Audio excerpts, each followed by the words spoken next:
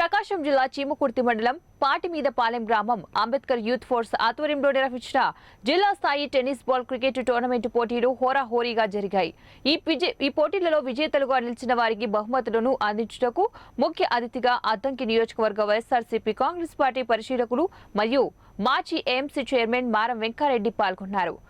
అనంతరం మారం Venka Reddy tennis ball cricket tournament లో విజేతలుగా నిలిచిన వారికి మొదటి బహుమతి చీమకుర్తి మండల దేవరపాలెం గ్రామీణ టీం వారికి 15,116 రూపాయలు, రెండవ బహుమతి పాటిమీదపాలెం వారికి 10,116 రూపాయలు, మూడవ బహుమతి పాటిమీదపాలెం జూనియర్ వారికి 7,116 బహుమతులు అందించారు.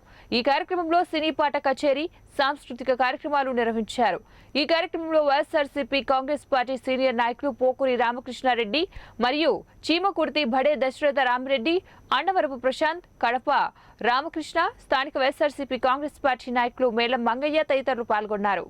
నేను ఇక్కడ మన ఇండియా తరపున మొన్న ఆసియా మొత్తానికి క్రికెట్ టీంను పంపి దాంట్లో మనం ఫస్ట్ ప్రైజ్ కొట్టుకొని వచ్చి మన ఇండియా యొక్క పేరుని ప్రపంచంలో నిలిచే విధంగా మన ప్రకాశం జిల్లా వాళ్ళు ఇద్దరు కూడా పోయారు.